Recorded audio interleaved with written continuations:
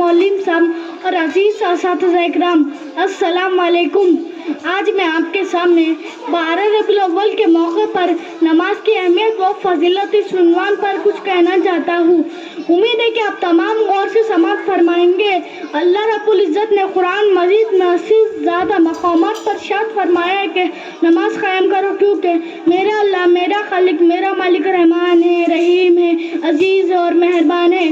जी हाँ, हाजिर व महफिल, अल्लाह ताला ने अपने बंदों को बार बार एक ही बात कही है कि ए बंदे, कहीं इस फरीज से गाफिल ना हो जाना।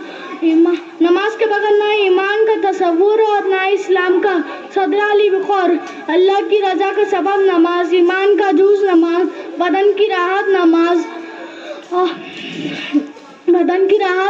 अंबिया अलैहिस्सलाम की सुन्नत नमाज और फरिश्तों का महबूब अमल नमाज। गर्ज ये है कि नमाज मोमिन की मेराज है, दीन का सुतून है और चेहरे का नूर है। नमाज ही खबर का चिराग है, मुनकिर नकीर के सवालात का जवाब है।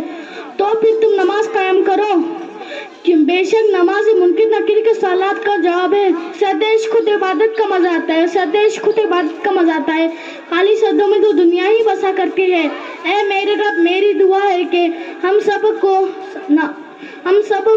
सजदों और नमाजों के जरिए आपसे रुजू करने वालों में शामिल फरमा, आमीन। तो फिर तुम नमाज कायम करो, क्योंकि यही मोमिन की मेराज है, दीन का सुतून है और चेहरे का नूर है। बस अपने किरदार का तू गाजी बन जा, जीतना चाहे कोई तू ऐसी बाजी बन जा, तोड़ने वाले खुद बनाएंगे मस्जिद अपनी। शर्तिये के पहले तू नमाजी बन जा, शर्तिये के पहले तू नमाजी बन जा। अल्लाह हाफिज।